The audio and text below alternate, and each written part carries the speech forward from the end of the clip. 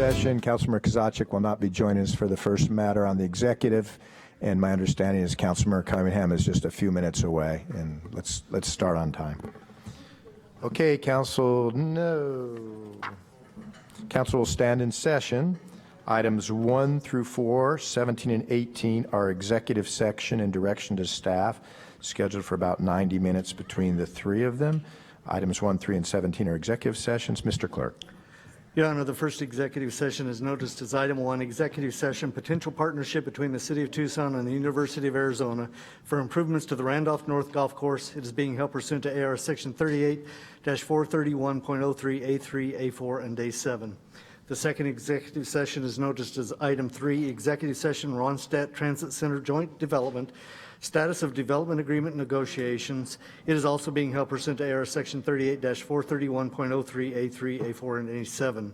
The final executive session is noticed as item 17, executive session potential sale of Tucson Metro Chamber Building, 465 West St. Mary's Road, and it is being held pursuant to AR Section 38-431.03, A3, A4, and A7. May I have a motion to go into executive session? Second. Got a motion, second to go into executive session. All in favor say aye.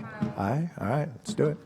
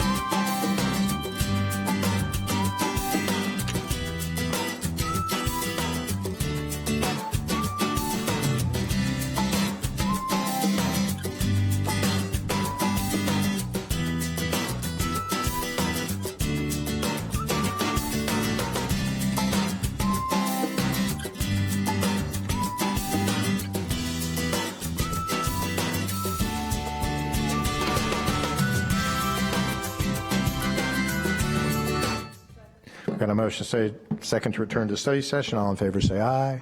Anyone opposed? What is the council's pleasure for item number 2? Councilmember Cunningham. I'll tell you what, because let's move on then to item 4, which is the Ronstadt Center. We'll come back. Let's go to item number 2, which is the Randolph Golf Course. Councilmember Cunningham, do you have a motion? Your Honor, I move that the mayor and council authorize and direct the city manager and city attorney with staff to proceed as discussed in executive session and to develop and negotiate the terms of an agreement for public consideration by the mayor and council consistent with the terms discussed in that same executive session. The following considerations need to be mentioned publicly. Number 1, this agreement will be specifically for Randolph North, including any redeveloped version of Randolph North must remain an affordable public municipal golf course with fees and rates established by the city of Tucson, mayor and council. 2, any and all of the improvements to Randolph North shall be for the purpose of establishing a world-class golf municipal facility that provides the opportunity for the NCAA and professional tour, a quality golf experience for the public, and works for the U of A golf program. 3, management of the course and the redevelopment of the course shall remain in the control of the city of Tucson. The proposed redevelopment of the course shall include expanding opportunities for youth development programs, including First Tee, and with the goal of facilitating low-income participation. The proposed project cannot compromise the financial benefits that Randolph North contributes to the city of Gulf enterprise. And finally, consideration of an agreement carrying out all these terms will occur only after public engagement. I second that motion, Mr. Mayor. We've got a motion from Councilmember Cunningham and a second from Councilmember Romero. Any other discussion on this item? Hearing none, all in favor say aye. Aye. Anyone opposed? All right, thank you. Let's move on to item 4. What is the council's pleasure there? I think that might be Councilmember Kazachi. So just for the record, so that I'm recused. Oh, I'm sorry. Yeah, let's show for the record, show that that was a 6-0 vote and that Councilmember Kazachi recused himself. All right, so now let's move on to item 4, which is Councilmember Kazachi. You recused me, I didn't. On the Ronstadt, I move that the mayor and council authorize and direct the city manager and city attorney to proceed as discussed in finalizing the terms of the joint development agreement as we discussed in executive session, and to bring the agreement back to us at our October 10th meeting so the joint development proposal can be submitted to the FTA for review and approval. Second. Got a motion and a second on that item. Any other discussion? Hearing none, all in favor say aye. Aye. Anyone opposed? Excellent. Then let's move to item 18, which was the chamber matter. I think that's Councilmember Romero's. Yeah, thank you, Mr. Mayor. I move that mayor and council direct the city manager and city attorney to proceed as discussed in executive session to prepare the documents that may be necessary to carry out the transaction pursuant to the terms discussed in executive session, and to schedule an item on a future regular agenda for consideration and approval of those documents. Second. Got a motion and a second. All in favor say aye. Anyone opposed? No. All right. Oh, sorry, we do have that's a 6-1 with Councilmember Kazachi dissenting. Then let's move to item 5. Let's see if these folks are here. We're expecting Jamie Lopez, the director of the local field office for the BLM, Scott Feldhausen, the district manager and state director Ray Suazo, and perhaps June Lowry. Are any of those folks here? I do not see them. So we will move on to item 6. We'll see if they return at some point, if anybody recognizes them. This is, we're on the Tucson Roadrunners, and this has been requested to be continued at the request of Councilmember Fimbres. That'll move us on to item 7. which is the sustainability report, scheduled for 30 minutes. Councilmember Kozaczek and I requested a presentation on the sustainability report and recommendations prepared by the Commission on Climate, Energy, and Sustainability. I do see that two of the members of the Commission on Climate, Energy, and Sustainability are here. The chair, Neil Saunders, and the chair, I'm sorry, Vanessa Gallego, I apologize, and Neil Saunders. I thought he was the chair because I appointed him, but you know now. And anyway, so they're here to answer questions if we need them, but I think we can keep this pretty simple.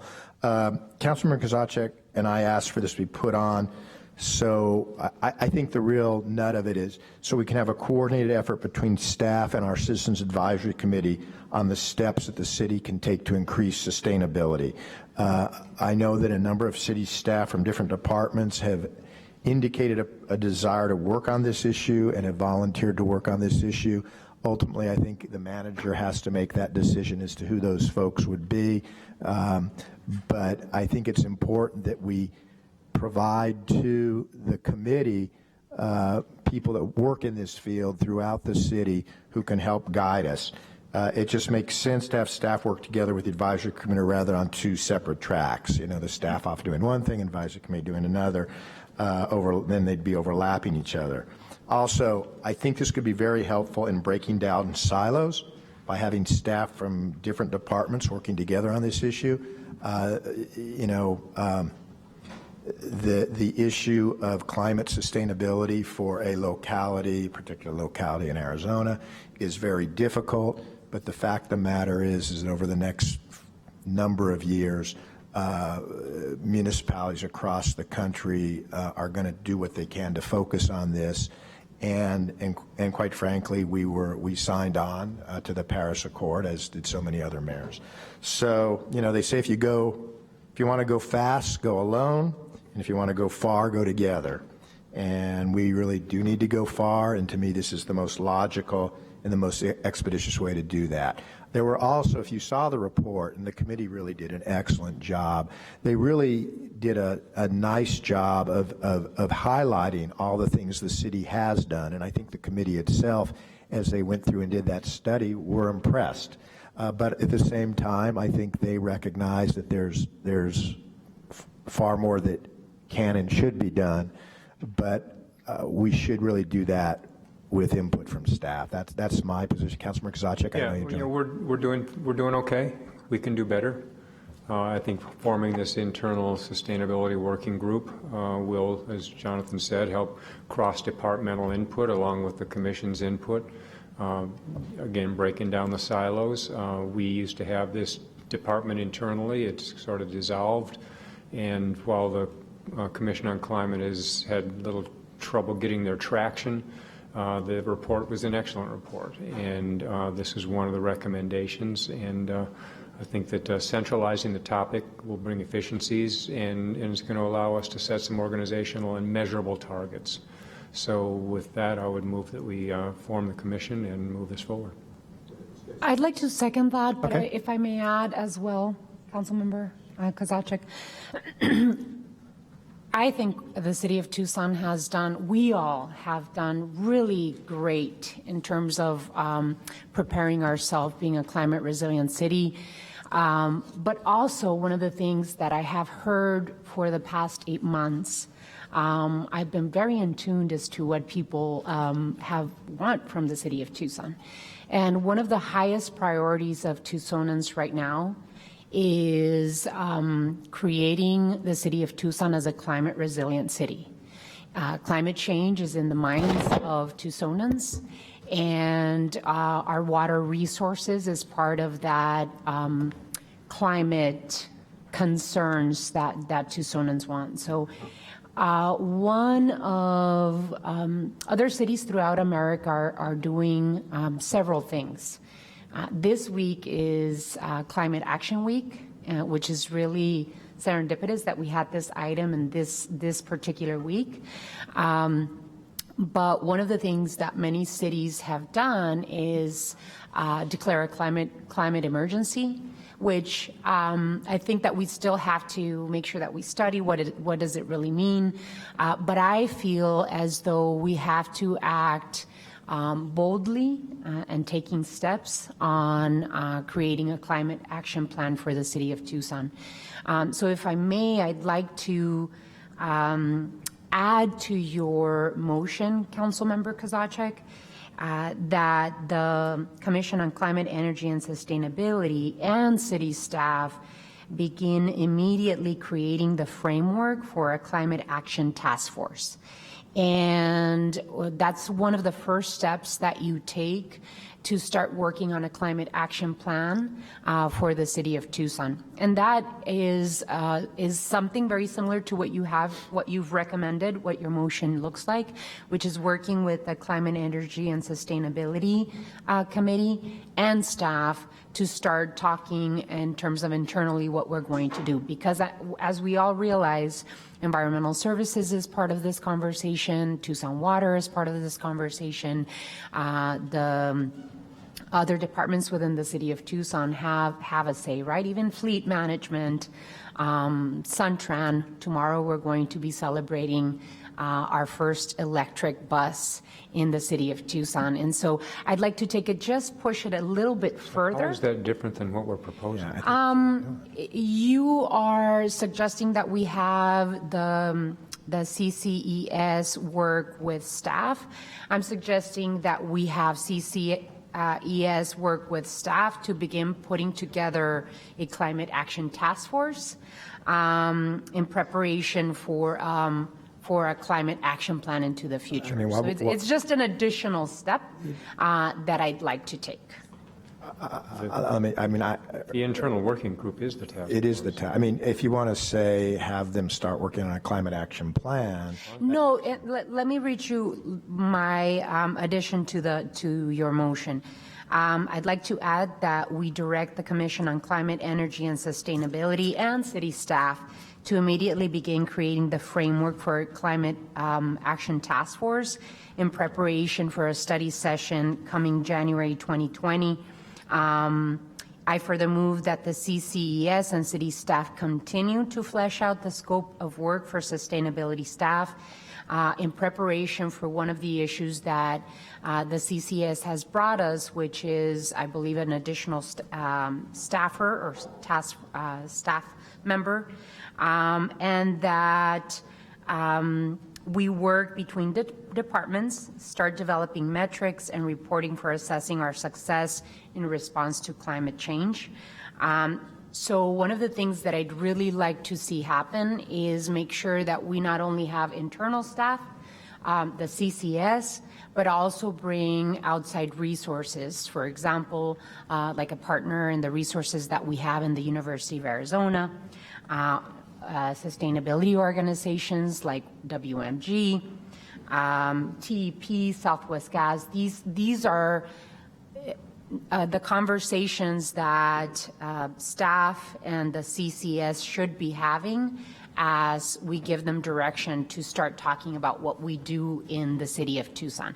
So it's just taking your direction and adding more meat to the bones so that they have a clear direction and clear path as to where we're moving in the city of Tucson. And I've heard, I'm going to go to, first of all, Councilman Kozachik has to accept the second, and if he doesn't, then. No, you can withdraw your second if you want, but I think that what we're doing is completely consistent with that, and they've got those resources on the Climate Sustainability Commission already. Okay, so Rahina, I mean, I think to me the language confusion is just to create. I don't understand creating another task force when you have a task force. Everything else you said there makes sense. And yeah, but being inclusive of other organizations and even the additional like resources. No, even the additional resources, I think, will come into play as the current climate committee, along with our current staff. I mean, part of what the idea is that they reach out to other folks, and you know, yeah, I don't think it's exclusively to say, oh, these 7 people and city staff, but part of the responsibility of the committee, along with city staff, will be, okay, today we're going to discuss EVs. Let's get somebody in from TEP who knows about this. But I just the objection I think we're having is, you made it sound like we're creating another task force, and we don't want to do that. No, and I think that if you'd like me to use a different language, I can, but I like the motion that you have on the table, but I think it has to be much more comprehensive. And so if you'd like to be inclusive of that conversation, I'm not creating another task force. I think the CCS is very resourceful, and it has pretty amazing appointees in there. But it is being much more explicit in terms of working with outside agencies like the University of Arizona, TEP, Watershed Management, other sustainability groups, with including their voices, and in preparation for the possibility of putting together a climate action plan as we move forward. That's your intent as the commission, either one of you, as we form this internal sustainability working group, to reach out to people with subject matter excellence anyway? Sure. I mean, I don't think it's a substantial, you can, Is this on? you can flip it up. Yeah. All right, so I think, Neil, go ahead and introduce yourself. hi, I'm Neil Saunders. I'm with the Climate, Energy, and Sustainability Commission. Vanessa, why don't you introduce yourself too? I'm Vanessa Gallego. I'm Chair of Climate, Energy, and Sustainability Commission. I just hear the conversation. I feel like within the report, we put specific directives, and within those directives, which I feel like are being approved, there is the meat on the bone, as you say, which is creating a group that will look out and say, okay, what are we going to do? How are we going to do it? And I feel like the listing, it's on page 5 of the report, it's pretty comprehensive, and it kind of includes what you're saying, Councilwoman Romero. So It's there. to me, if you accept it as it is, you get what you're looking for. And I think that is a sort of creating these benchmarks that's the meat that builds that climate action plan. All right, so we've got a motion. Rahina, you can either second it or not. It's your call. I think the intent of it, the spirit of it is there, but I'll move on.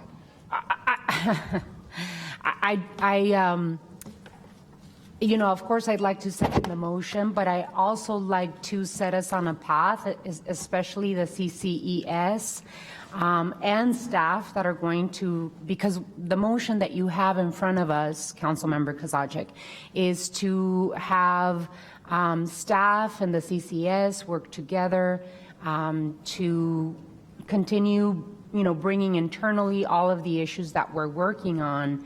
But what I'd like to add is making sure that we're also start talking and start internally with the CCS and internal staff, putting together the concept of bringing others, U of A, resources, TP, other groups, other sustainability groups, so that we can start the conversation of creating a climate action plan. That is in addition to what you have in front of you. So if you're okay with it, then I don't see why you're having a problem accepting my second with my addition. Because the first time you brought it up, you said to form another task force. They're going to reach out to those other people, and they're listed in the report. So that's fine if you want to. Right. If you think that additional direction is fine, then you accept my second. Your Honor, I'd like to second the motion as read. Okay, we've got a motion and a second. I think the direction is clear. Mr. Mayor, I'm still going to request that we add the additional language to the motion. I think we're all going in the same direction. I think we all have the thought of putting together a climate action plan for the city of Tucson. I don't see what the problem is. Well, I mean, we've got a motion and a second. I understand where Councilman Romero is coming from. What I think the objection from the rest of the council is just those words, and create an additional task force. I think if you take the task force that you have with the CCS, add the internal, and what they're all saying, which is, look, we're reaching out to these external sources, then I don't think we have a disagreement. Well, I'll remove the creation or begin the creation of a new framework for a climate action task force. I can remove that, Okay. but I'd like my additional comments to be included in this conversation. Okay. And so I don't appreciate just being swept aside without being inclusive of my comments. I think we're all on the same page. I'd like a more thorough and much more clear direction to the CCES so that we can get ourselves to a point where we're discussing a future climate action plan. Okay. All right, we've got a motion and a second. Any other discussion on this? Councilman Scott? Was the commission ready and willing already to call upon these outside resources, or is this brand new news to you? If I could add, we've already reached out to many organizations to work with. I think where Councilwoman Romero is helping us here is be able to give direction. I think Kazachik mentioned that it was slow start with this commission. A lot had to do that. It was pretty grand what we're doing here. So narrowing and focusing down allows us to do these directives, right, and be able to accomplish things. But yes, we have been reaching out to some of those folks that have already been mentioned. The other thing with the advantage of whether you call it a task force committee or whatnot, it allows us to have these conversations without being able to be restricted from like the solid waste subcommittee group, in which we can have folks attend, but dialogue there is very limited.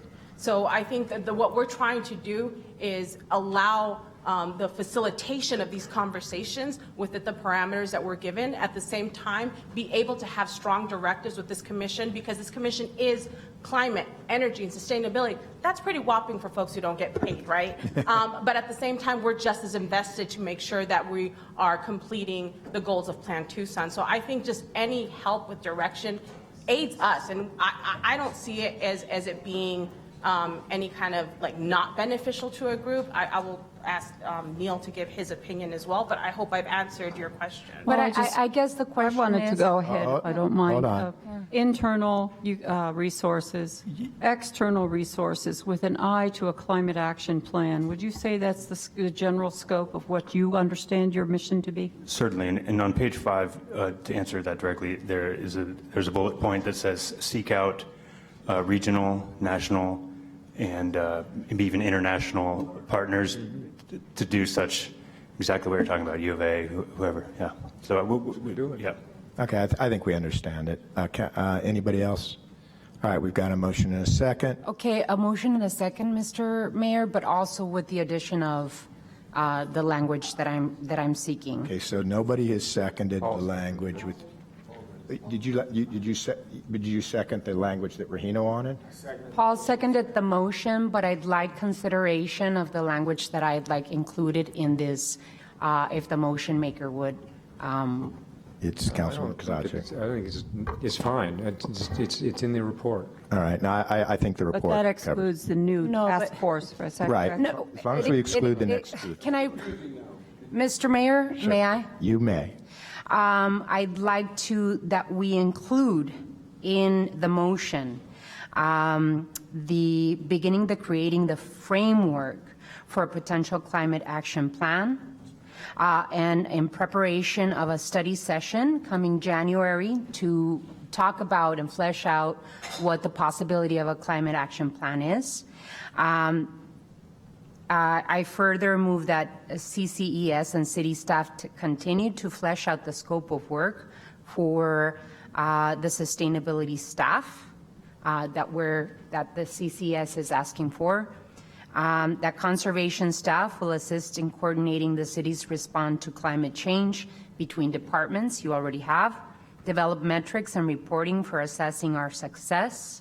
That we include external partners like the U of A, Pima County, sustainability organizations, TP, Southwest Gas, and others to better publicize our efforts to establish the city as a major driver in creation of a modern desert city for climate adaptation. Okay, that language sounds fine.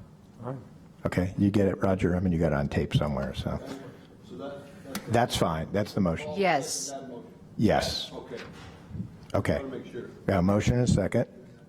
Yeah, the amended motion. And so it's basically the language that Councilman Romero provided, absent creating a new task force. Okay.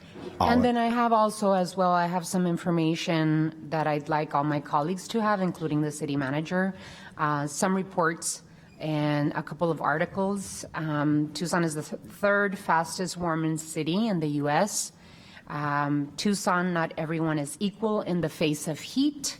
And then a policy paper talking about the existential climate-related security risk. And I'm going to give one of these to all of my colleagues and to the city manager so that they can carry with them. All right, we got a motion and a second. Any other discussion? Hearing none, all in favor say aye. Aye. Anyone opposed? All right. Let's move on then to item number 8, which is the Sustainability Revolving Fund, scheduled for 30 minutes. Staff has a proposal to establish an Energy Sustainability Revolving Fund policy. Mr. Manager? Mr. Mayor, I'm waiting for one of the staff members, not sure where he is, so I'll just take it from here. So this was a... Actually, what I can do, if you don't mind, is, the folks from the BLM have shown up, so why don't we take that next, if I can find the materials.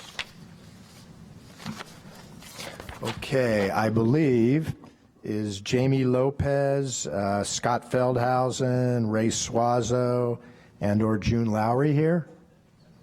They were just here. Would you come forward? I guess I should call the matter. We're going back to item 5. You guys listening? Time has been set for a presentation by the Bureau of Land Management, scheduled for 15 minutes. Mr. Manager, would you like to introduce, I see Ray Suazo? Yes, that's correct. Okay. Thank you. If you could introduce your folks and then tell us why you're here. Sure, absolutely. So thank you, Mayor. Thank you, City Manager and Council. Appreciate the 15 minutes to spend with you today. With me to my right is Scott Feldhausen, our District Manager here in Tucson, Perila District. Behind me to my left is Field Manager Jamie Lopez. And somewhere, and our Public Affairs June, my goodness, Lowry. It escapes me, right? I get in front of a microphone and it escapes me. All great members of our Gila district who worked very hard on the Udall Park land exchange.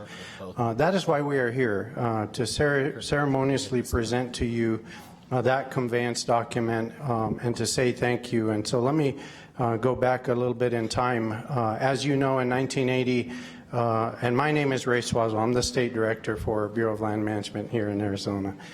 Back in 1980, BLM withdrew Udall Park to the city of Tucson under a Recreation and Public Purposes Act withdrawal. At the time, the withdrawal was intended to provide for recreation purpose, and over time, the city invested enormous amount of money into this park, including a senior center, farmers market, many other things that have been very important to the community. At the time of the conveyance, the Public Purpose Act had a revisionary interest clause in it that prevented particular uses and only uses within, the act itself. Some of those uses included commercial development, commercial uses. And so fast forward to within the last handful of years, as you know, we've been focused, much like you, in trying to find a solution as to where we could convey this important parcel permanently to the city of Tucson for all the important uses that you have generated there for the city, and obviously very important to the public and the stakeholders, that you serve. And so with the passage of House Bill on the exchange of Udall Park to the city of Tucson, the passage of the Dingle Act, and a secretarial order directing me to expedite and convey this land to the city of Tucson, we moved to get that done over the last handful of months, and I think it was on August 10th that I signed officially that conveyance to the city of Tucson. Thank you once again for the great opportunity to come down here and to officially convey this to you and to say thank you as a neighbor. We very much appreciate the work. I know Mr. Ortega, you went up and testified on this, and we were engaged in trying to, support it along the way. And this kind of, for us, closes the loop in making sure this land, this park is officially conveyed to the city of Tucson. So I have, I guess, Mayor, if I may come over and, You can stay there, and I'm going to have Councilmember Cunningham, whose district ward this is in and who's did a lot of work on behalf of the city to get this, to accept, we'll go accept the award. Councilmember Cunningham, anything you want to say? Few things. So this patent on Udall Park, for the layman's people, because as we went through this process, I didn't understand it either. Basically, there was a patent that was left over. It was 40 years old. And when Congressman Udall basically endowed this land for this park for the city, and then Gene Reed built it, that patent remained. So there were certain things we couldn't do at the park. Like certain Little Leagues couldn't even have fundraisers. We couldn't do a farmer's market. There was all these like weird rules that were in there at this park, and it impeded us to even in some cases make some capital improvements. This lifting of this patent, and thank you to Congresswoman McSally, who at the time was there, Congresswoman Kirkpatrick, who helped carry the water later, as well as both Congresswoman and now Senator Sinema and previous Senator John Kyle and previous Senator McCain all helped in this process over the last 5 years to make this kind of happen. And it's a technical thing, but it's really important for the East Side. It's really important to the development of Udall Park and fleshing out the full vision of Udall Park. So with the city's honored to accept this patent. So on behalf, so first I want to make it official. Mayor and Council, by motion, I'd like to accept the patent from BLM. Second. Motion and a second to approve the acceptance of the patent. All in favor say aye. Aye. Anyone opposed? Mr. Mayor, just wanted to also remind everyone that Congressman Grijalva actually helped us maneuver through a lot of it at the I was looking for Capitol. that one. I know How you could I were, and forget him? I'm going to get in trouble for he that. really helped with quite a bit, so we really hats off to him for helping. All right, let's go get it. And with that, we gladly accept the patent.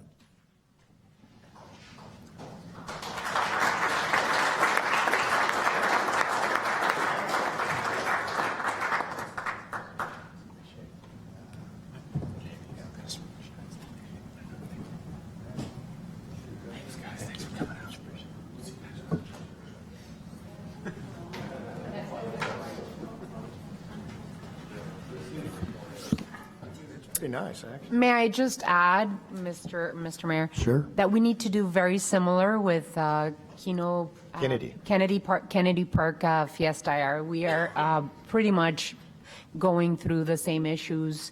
And so just to put in your ear, Kennedy Park Fiesta area, we'd love to move on that as well. Yes, Thank you. for coming. Councilmember Fimbres? Mayor, I'd like to say that we recognize send a letter of thank you to all our national elected officials who worked on this project to show the appreciation, because we're going to need them on a couple other areas too. Okay, Thank you. absolutely, we can do it. All right, now let's move back to item 8, which is the Sustainability Revolving Fund, scheduled for 30 minutes. Staff has a proposal to establish an Energy Sustainability Revolving Fund policy. Mr. Manager. Mr. Mayor, this is an item that came up during one of the council meetings previously. I believe it also came up with conversations with Councilmember Durham. Conceptually, the idea is to establish a way to fund future energy sustainability type projects. So just kind of the high level concept. With that, I'll turn it over to Carlos de la Torre, our Environmental Services Director. Mayor, members of the council, as directed, you asked us to come back to you at a later time, really with the framework of really developing the Energy Sustainability Revolving Fund. Our recommendation is really to set aside about $500,000 really to set up that fund, and essentially that fund essentially is being generated out of the projected energy savings that we foresee are coming essentially this year and part of the next fiscal year as well, regarding in association with the solar project. So it's really setting up that fund, really would be establishing an internal mechanism on how those projects were essentially would be reviewed, will be vetted, will be submitted, and essentially would be a team composed of obviously the energy office within our department, the city manager's office, and also the business services department that essentially will help us from an accounting, finance perspective, and then basically combining all those efforts and really providing basically quarterly quarterly meetings where those projects will be reviewed, will be vetted, and obviously coming back to the council pretty much as part of the budget process in identifying what projects have been selected, what projects are moving forward, what projects are on the queue, and really looking at that point in time, again, as part of the budget, is really the reallocation or really the status of where that fund is at and any possible modifications that the council may wish to consider at that point in time. With that, obviously, there's specific questions regarding the mechanics of that. Michael Catanzaro, the energy manager, is here to answer any specific questions. Mr. Mayor, members of the council, before we open it to questions, one of the things that we'll need to make sure is clear, although the savings are projected over time, they are incremental. You don't expect that we invest and then tomorrow we get the dollars, right? So one of the things that we may want to consider as time goes on is as we hit certain targets, then we'll have conversations around what that means and what those capital investments might be in the future. So it's just really, instead of setting the stage, it's more of the concept. Here's the idea, here's where we're headed, and then we'll move that forward and bring that back to you periodically, particularly around the budget process. That's all, Mr. Mayor. I'm going to go to Councilor Durham and then Councilmember Scott. First off, let me say... Mike.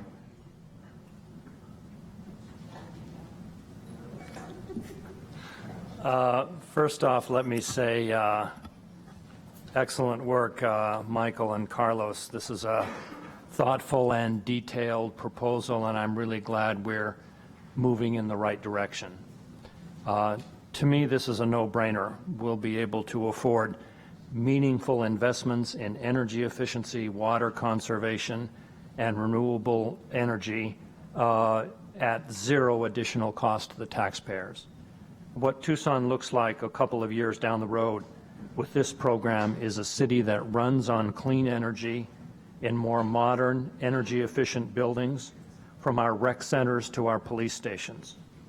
The sooner we give the green light for staff to move ahead, the sooner we're going to reap the savings that come from making smart investments in renewables and energy efficiency. I move that we direct staff to establish the Sustainability Revolving Fund, Energy Sustainability Revolving Fund, and initiate the program with the savings from the solar installations as proposed in the staff memo. Second. Okay, we got a motion and a second. I'm going to go Councilmember Scott next. Is part of the money that's going to be used as part of the revenue source, is that a reliable thing? Is Tucson Electric Power promising that in perpetuity they'll be able to rebate, or is this tentative? Mayor, Councilmember Scott, essentially what we're looking at is more like an internal mechanism, not really dependent upon really what happens with utilities in terms of their programs. It's really just setting aside the money that way we can essentially directly use it for those particular projects.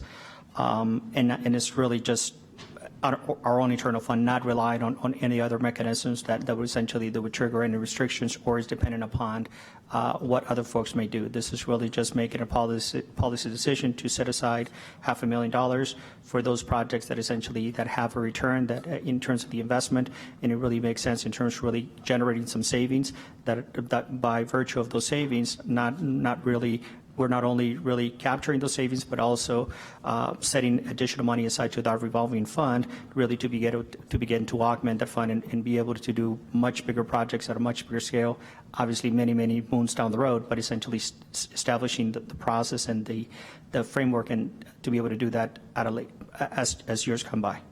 Oh, the only reason I mention it is in the write-up it says that there's something about rebates from the electric utility will total over $8,000, bringing back the total payback in just over 6 months. That's why I mentioned it. Is this a reliable resource, or is this just sort of the cherry on the top? So, Mayor, Vice Mayor Scott, essentially that will be, as you pointed out, cherry on the top. So that's any other incentives or rebates that we can essentially gain. Those will be incorporated as part of these projects. So the idea is really to maximize the use of those funds when they exist. Thank you. Councilman Romero and then Councilman Casace. Thank you for bringing this forward to Mayor and Council. Explain to us the program, how it works, because I think it's good for the public to understand, you know, how are the savings working? What are the benefits to the departments? What are the benefits to the community? And what I'd also like to know is, how does it work for each department? For example, a department might install solar installations in their parking lot, and they're in turn saving money. And so how is it that the department gains and then the revolving fund gains for future projects? So, Mayor, Councilmember Romero, initially, how we're anticipating this is going to work is just very similar nature to the solar projects. We'll basically identify some of the key facilities that really have a high, basically, expenditure in terms of utilities. We'll essentially go out with staff and really members of our facilities team and really identify what are some of the possible projects, some of the things that we probably ought to do and retrofit out there. So one of the examples we showed in the memo was lighting. So by virtue of really designating, essentially have a pot of money that we can basically access and use, then we can basically fund those improvements and not really commingle those, basically those improvements as part of ongoing maintenance activities. So it's just purely dedicated for retrofits and really ways to improve energy. So not only basically helps us basically cut back on our carbon footprint, but it also basically helps us basically save energy or save cost. And then also by virtue of really saving that cost, then we can begin to build essentially that fund that can continue to really, as a revolving fund, continue to basically set money aside for those types of projects. So they're essentially, they're minute, I would say, in terms of the large scale, knowing that we have over 5 million square feet of facilities citywide, and there's a lot bigger needs, but we got to start somewhere, and this is really the step in the right direction to begin to make those improvements. Mr. Mayor, Councilor Romero, with regard to the departments, quite frankly, the incentive there is for all of us to be working towards the efficiencies that are the right thing to do. So the thought process is this, out of Carlos's shop and Michael's shop, they oversee the macro level utilization of utilities, power, et cetera. So I would rely on them to make recommendations. The conversations with the departments would be on much smaller micro projects, but it's truly on a macro scale, the conversation that we're having with regard to the fund. Ultimately, as has been in the past, if departments are able to save dollars, and we have a conversation around where those dollars can be utilized by that department in the future. And so it becomes that incentive. But again, on the macro scale, utility piece is really where we're headed, because I think that's where the savings are. And that's what I was trying to get at. What is the incentive for the department to save, right? If we start this fund, I would say we have to make sure that there's an incentive for the department to save and to get into, let's say, a solar installation. If Michael comes to the department and says, you're going to be saving $20,000 of electric bills because of this solar installation, what is the win? What is the incentive to the department? So we're going to be putting $20,000 into this fund. Where is it that the department is incentivized to move in the direction of installing this solar installation? See what I'm saying? What's the incentive versus how much do the departments keep in their pocket to incentivize them to move into this direction? And then how much do they put in the pocket of the fund? Mr. Mayor, Councilman Romero, the idea here is that we are all incentive, or our incentive, if you will, is to save dollars and to do the right thing. I do not have an expectation that if Michael goes to a department and says, we think that solar in this particular arena is of value, that the department would have a choice, quite frankly. I think that ultimately these are the professionals that can guide us there, and the departments will be a subordinate piece of that. If, however, a department comes to me and says, hey, or comes to us and says, hey, here's an opportunity to save dollars in this arena, let's have a conversation around that, that goes in line with everything we've been doing over the course of the last 4 years, which is really challenging the departments on where there are efficiencies to be gained. You know, this particular program is where, again, it's on the macro scale, because on the campus scale is really where we're looking, and that's where we're going to be able to save the dollars in the long term. Okay, so just to be clear, the savings go to a pot for the benefit and the good of the community? Okay. Okay, Councilmember Kozaczek. Yeah, right. So savings has to be based on something. So you're establishing a baseline based on current costs, and you will compare actuals after the upgrade, and the difference is the investment that goes into that fund, right? You spend a little, you save a little, you reinvest the money. It's that simple. The prioritization that you mentioned in the report is based on ROI. I just want to suggest that there may be some smaller scaled, inexpensive projects that if you look at it citywide, you're going to get a big bang for your buck. So, for instance, window tinting, lighting controls in bathrooms, the faucet deal where you activate it with your hands, weather stripping. If you do that across the city, they may be scalable on that basis, and so if you're just looking for the big projects, we're going to put solar on top of City Hall or whatever, you may realize a significantly similar ROI if you look at the small projects scaled over the citywide. That's all my point is. Okay, Councilmember Cunningham. To give everybody just kind of a scope of what this means, it doesn't mean that we're going to audit every single time someone replaces a light bulb. That's not the idea. The idea is that all of the savings that we actualize goes into basically a fund whenever we do a new energy project, and we use that fund to reinvest into more energy savings projects. That's it. It's that simple. But I think that sometimes people following along at home kind of don't understand all that piece. So I just want to kind of lay it out in really simple terms. So every single time we get savings from a new energy from a project that saves us energy, like Steve listed them off, weather stripping, changing from traditional light bulbs to LEDs, window tinting, any of those savings that we get, we put into a fund so we can do another building. So we have, I think, 121 buildings and 84 parks that can all use these different type of projects. Councilmember Scott.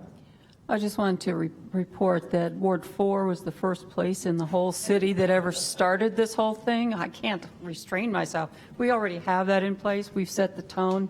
And at the time, in 1999, last century, that was sort of a progressive point of view. So it's nice the city is coming up to standard, and we probably have to improve our current photovoltaics, which are now over 20 years old. Councilmember Scott, I can't help it. It's too big a softball. It only feels like a century because you've been doing this for 20 years. Is there anybody else that wants to be heard on this one? Councilmember Fimbres. What's your time frame, Carlos? We're going to bring it. What's your next step? So, Mayor, Councilmember Fringbis, as soon as council gets direction and approves really going into the program, we'll basically get started, and obviously the first report that will be provided to council will be part of the next fiscal year, pretty much a year out from where we're at today. So in a year, bring back us update on this. Okay, thank you. Thank you for your work. Who's choosing the projects, and what's the process for that? So, Mayor, Councilmember Kozaczek, essentially those projects can be selected by Michael's group, and also could be departments can actually advise us of what are some of the ideas or some of the projects that could be implemented there. And so by virtue of looking at that is obviously Michael will review those projects. Obviously somebody from the city manager's office and somebody else from finance as well to really just make sure that all basically departments are being coordinated in terms of those projects and those efforts. And do you have ideas for the first $500,000? That's what you're asking for today. Michael. Mr. Mayor, Councilman Kozaczek, I believe the first order of projects would probably look at LED lighting because of the ROI on those types of projects in order to grow the fund most quickly. And we've identified some facilities where we can go after to get good investment and great ROI. Okay, Councilman Durham made a motion. It's been long enough that I can't recollect whether we got a second. So, Yeah. Okay, so we've got a motion and a second. Any other discussion on this issue? If hearing none, all in favor say aye. Aye. Anyone opposed? Thank you. It's good work, staff. Really good work. Okay, let's move on to item 9, which is the G-Plat for 127 South 5th Avenue. scheduled for 15 minutes. Staff will present the results of the economic analysis for the 127 South Fifth Avenue project. Mr. Manager? Mr. Mayor, members of the council, pretty self-explanatory. I'll be happy to go into any detail. It's included in the memo. I'll be happy to answer any questions that you might have on this. Looks like you got a young man that joined us too. Kevin, I don't know if... Kevin Burke is available to answer questions, as the council might seem appropriate. Yeah, I just want to make sure all the council knew Kevin. He's new to the ED staff. But Councilman Kozaczek. Yeah, the numbers are pretty clear. It's the benefit to the taxpayers far exceed the value of the G-plat. So I would move that we adopt the G-plat in this, but I do have a couple of comments on G-plats generally. So that's the motion. Okay, is there a second? This is on the 127. 127. Okay. 127 South Fifth. this is the Maloney's property. No. No, it's the This is downtown. the old, isn't the old Kodak building or the old? Kodak. This is the Kodak property? Yeah, I'll this is second not the that. one you're thinking about. We got it. Okay, we have motion and second. Any other discussion on this matter? Yeah. Starting the analysis. No, we finished it. This is the adoption of it. Okay. Okay. So I do want to make a couple of comments about G-plats generally. And Rahina started this last time, mentioning a few different ways to look at it. Do you know how many we've awarded so far since we adopted the G-plat as a policy? Chakowski may, I know at one time Chakowski provided that. I think it's in the material for one of tonight's items, so I'm going to take a look. Okay, so if I can answer. it's not hundreds, but it's a significant number.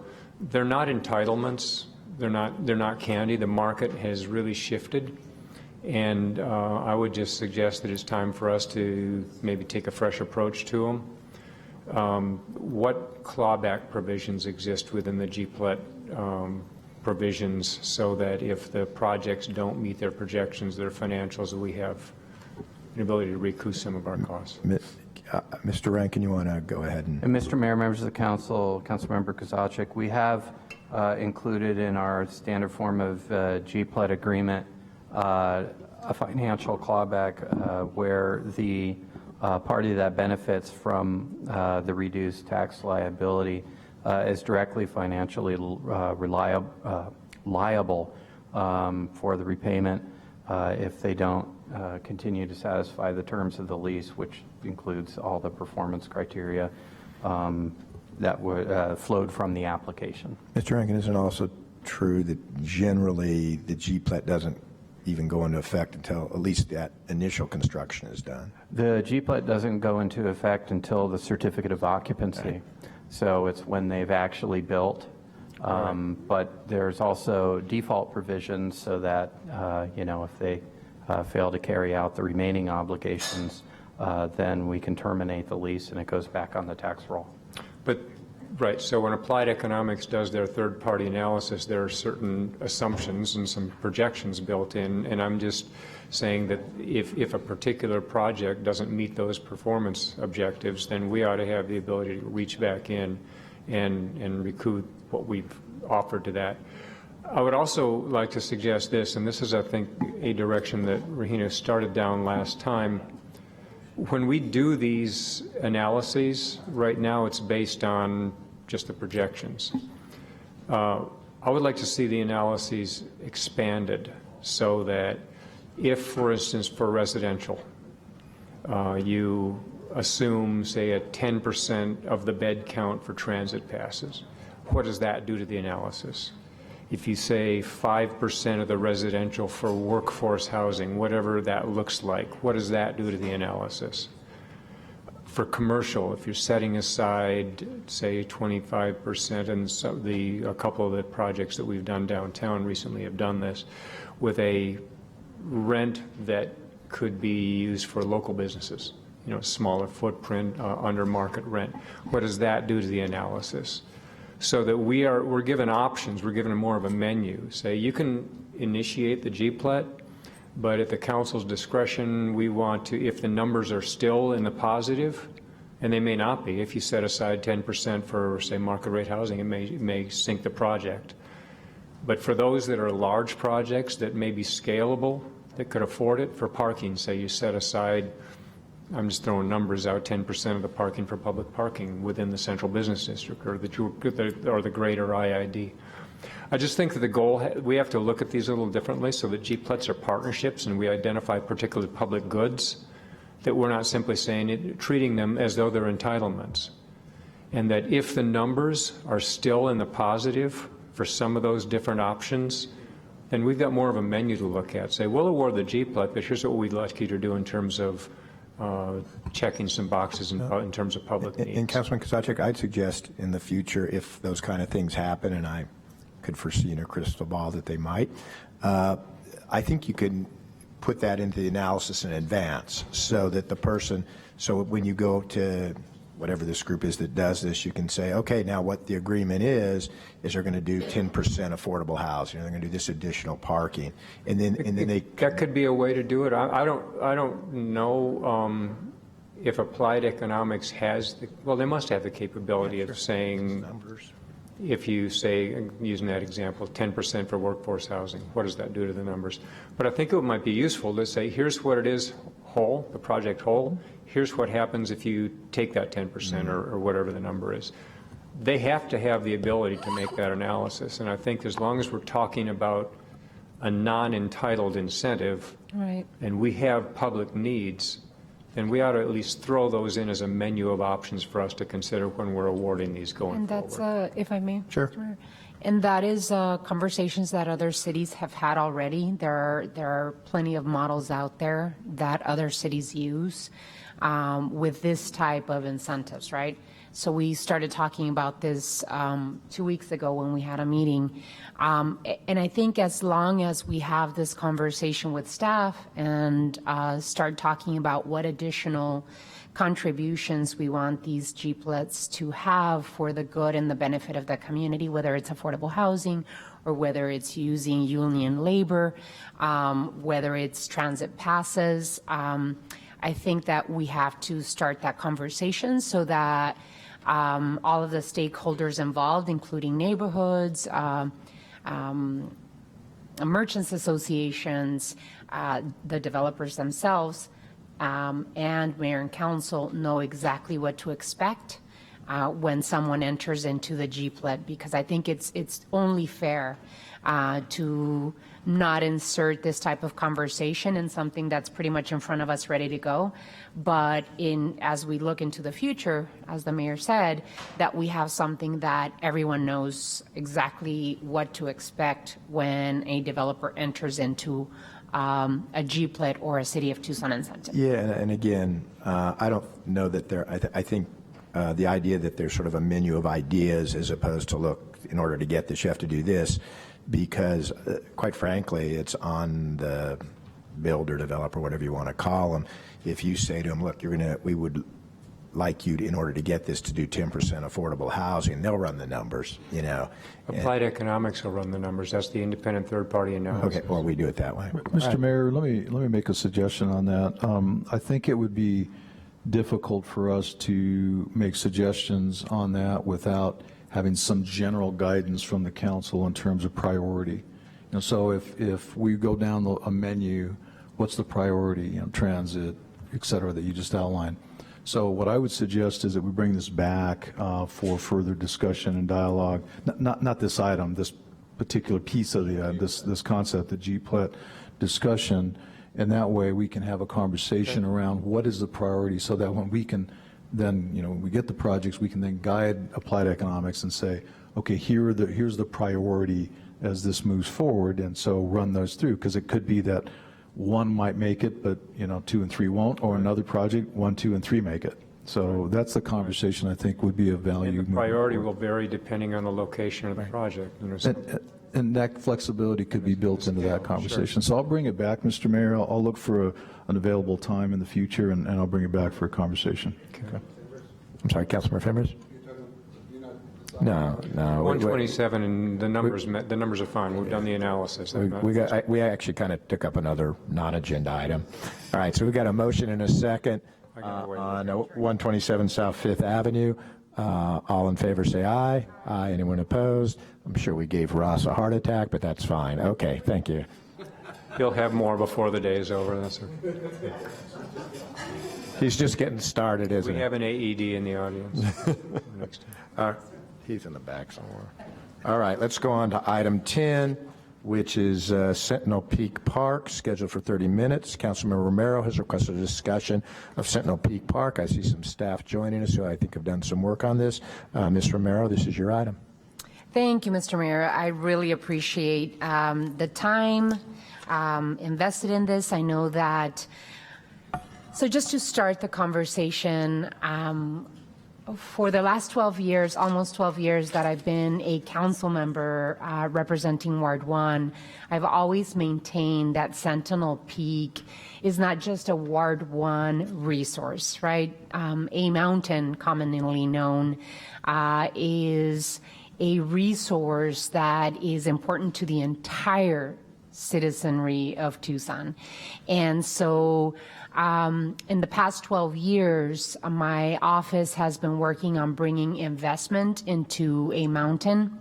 We've seen maybe about a little bit more than $500,000 invested in trails and ramadas and repaving parking lots. I mean, we've done a lot of investment. We still need some more, but I've always maintained that a mountain should be an area where everyone is welcome. Families, young people, ADA accessible. It has to be ADA accessible, and I think we did an ADA accessible trail up there because we wanted to make sure that it is a space that is open to everyone equally. And so that has been happening for the last several years.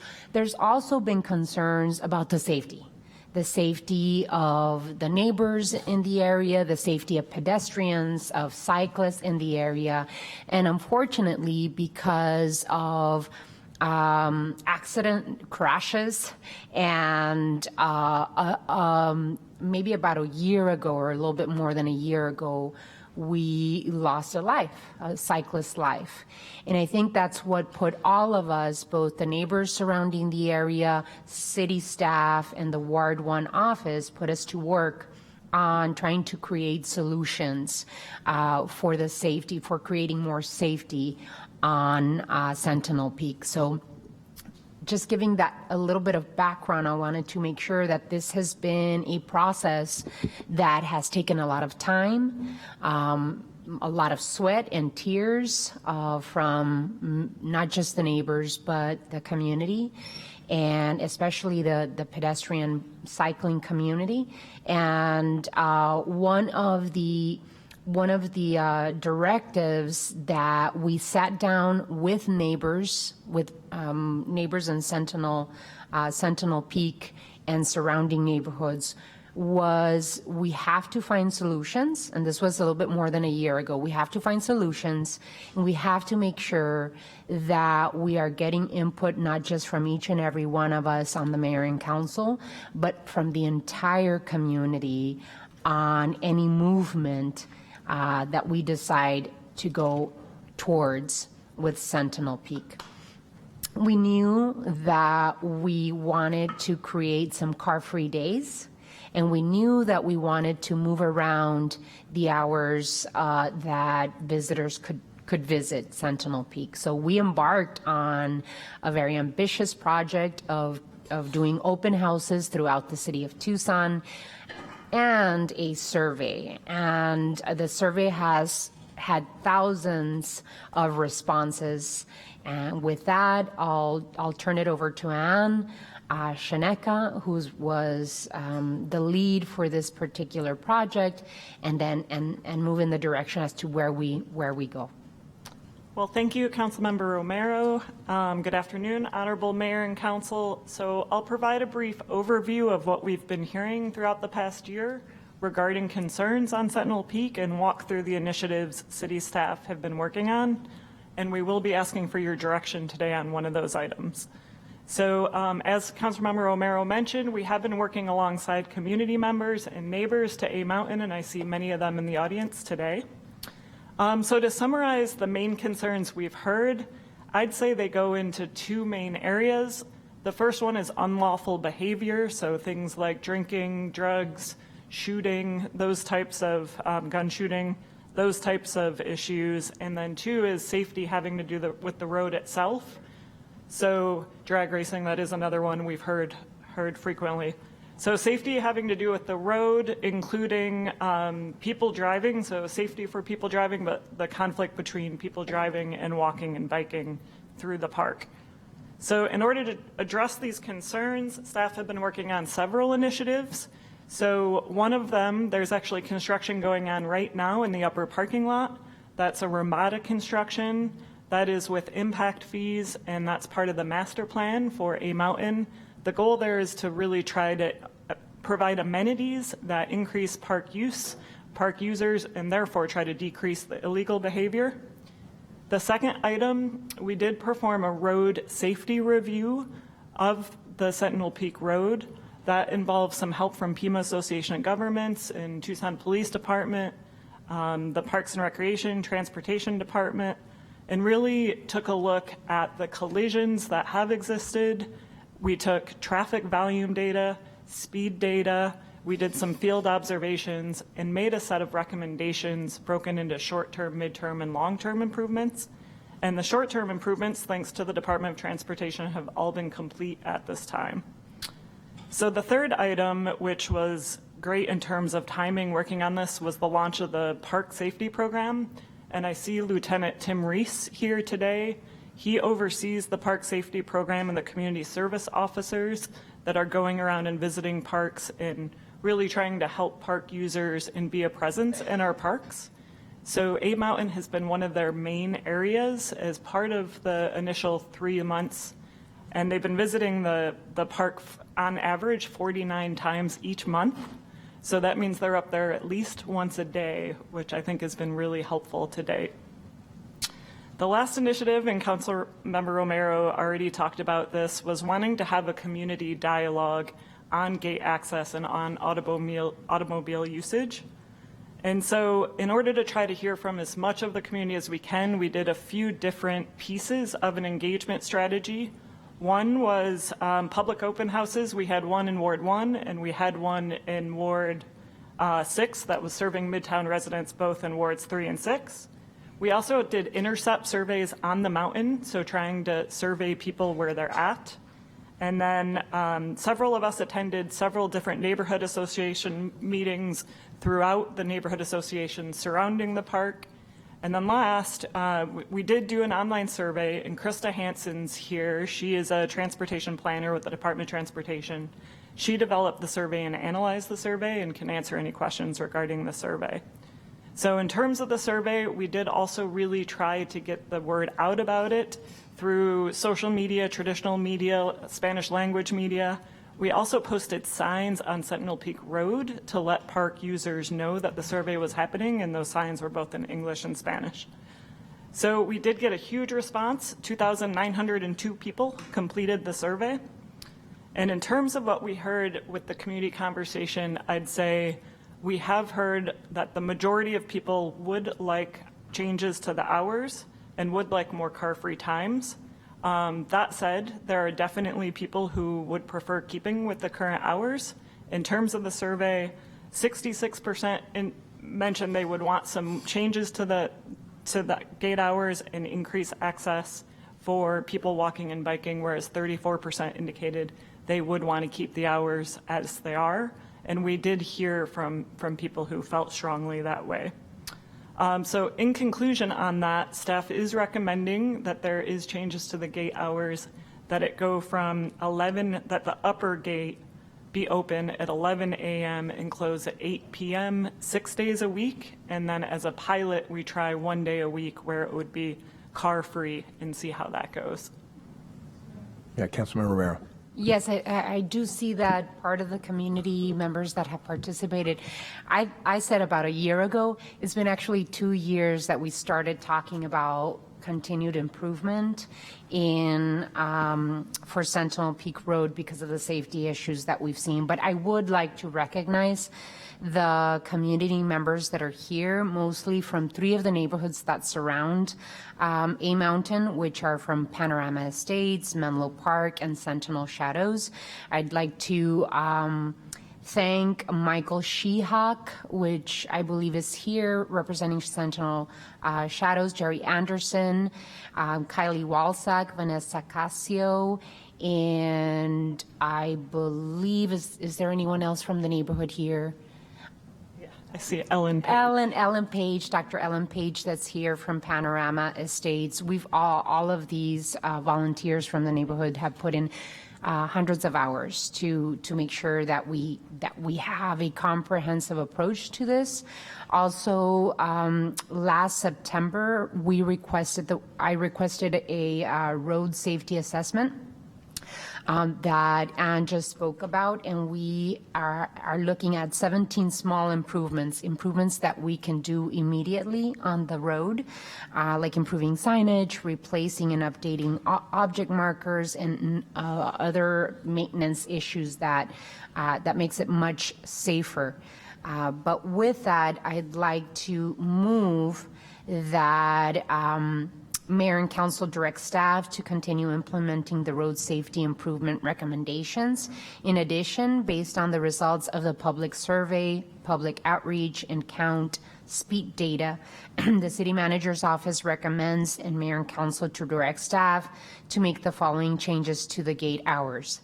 That we institute an upper gate open to vehicles from 11 a.m. to 8 p.m. Tuesday through Sunday, and that Mondays for a pilot of a six-month period, that we have a vehicle-free trial. During the pilot, additional data should be collected and shared with the community and with the Mayor and Council to see what the effect of the usage of Sentinel Peak is for both neighbors, pedestrians, and cyclists, and for the rest of the community. First of all, let's see if we get a second for that. I'll second it. We got a second. Councilmember Durham. Paul, could you, Mike?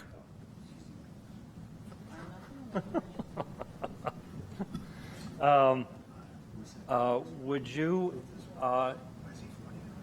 the El Grupo practices on Tuesday, Wednesday, and Thursday, and they requested that any of those days be car-free days because they don't practice on Monday. I note that from the car traffic report we've got that Tuesday is the lowest number of cars in the entire week. Would you accept a friendly amendment to make the car-free day Tuesday rather than Monday?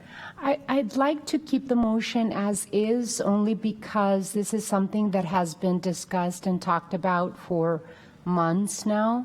And if we, it is a 6-month pilot period, so I'd like to keep it as is. This is something that the community, like I said, the different stakeholders that have been surrounding this conversation. So if we may, keep the motion as is, keep the Mondays closed, because it's easier for both the neighbors, the Parks and Recreation, the community to understand that Mondays are closed to vehicles.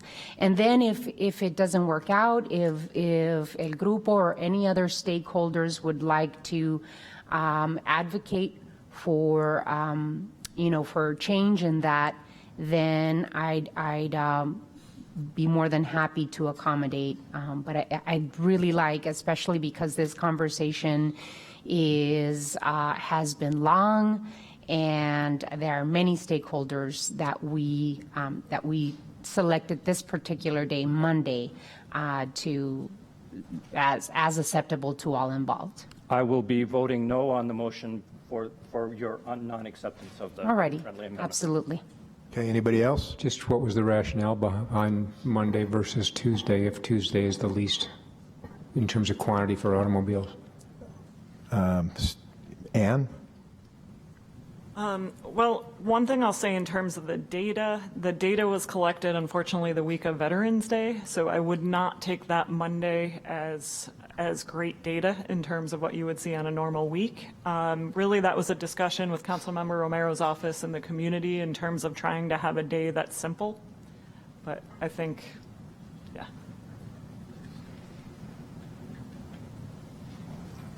Paul, this should be our biggest problem, but why couldn't Grupo, if they now know that Monday is going to be the day that's going to be car-free, why couldn't they just move their date to Monday?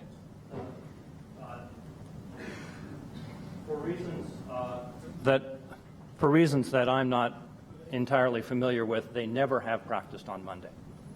They don't practice on Monday for reasons I don't know. Ann, or?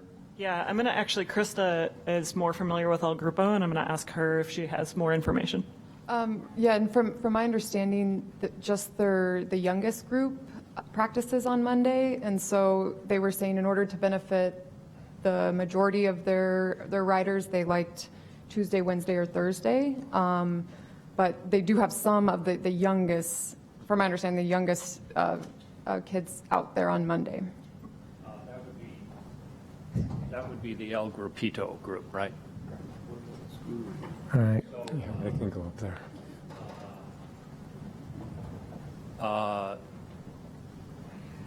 Elementary school and younger? I would have to follow up on that. I'm not entirely sure about the age. All right. Well, again, you could flip a coin as far as I'm concerned, but all things being equal, probably it's the youngest kids we want to protect the most. We've got a motion and we got a second. Any other discussion on this matter? All right. Hearing none. All in favor say aye. Aye. Anyone opposed? Okay, it's a 6-1 with Councilmember Durham voting no. All right, we're going to take a 5, maybe 10-minute break, and we'll be back. How are we doing?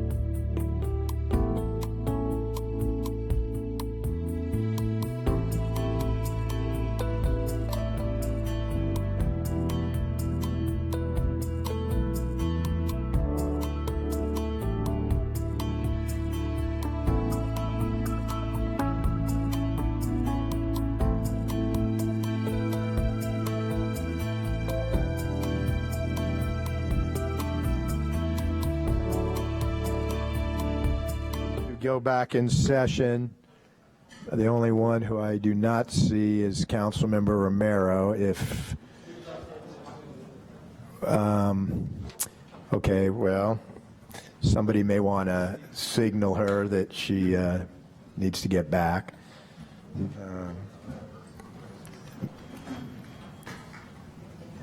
Meanwhile, on item 11, which is the Armory Park HPC amendment, scheduled for 15 minutes.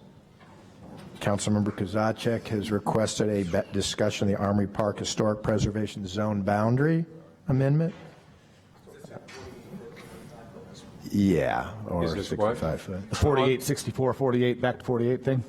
Yeah, basically, here's how we got here. In the course of working through the Baffert, the 5 Points project, we addressed the maximum heights allowed within the HPZs.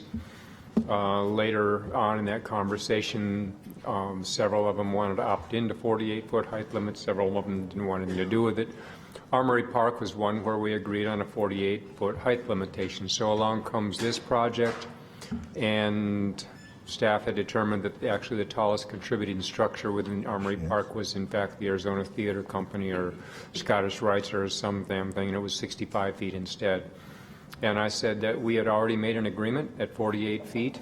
There is a lot of support for this project, and so all we're doing today is beginning a rezoning process, which will be a very public process, to figure out how we can accommodate this project, but not go back on our word of saying 48 feet is the maximum height for Armory Park. And so my motion is to begin the rezoning process for the Brady and the surrounding lots, realizing though that there is an Armory Park Neighborhood Association and Historic Board on October 1st.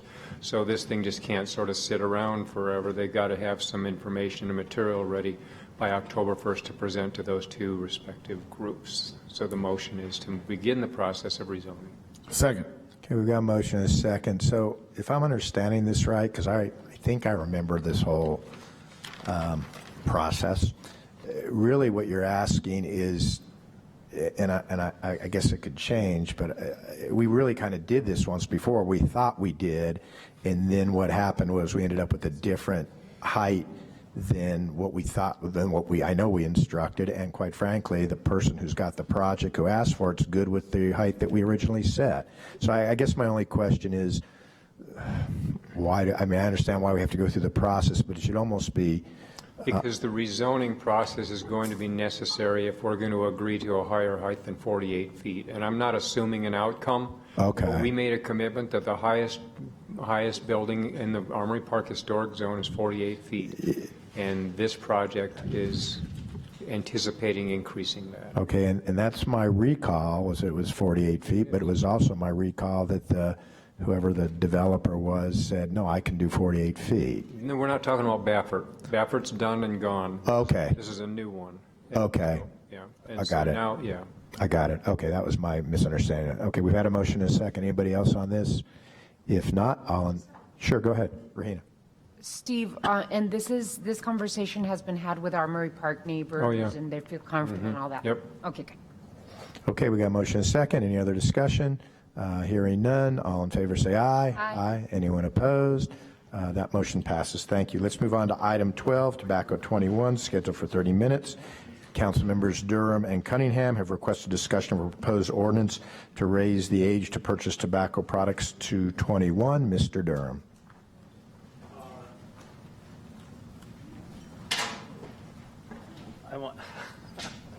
I want to thank my colleagues on the council and city staff for their continued work on this. It's dragged on far longer than it needed to.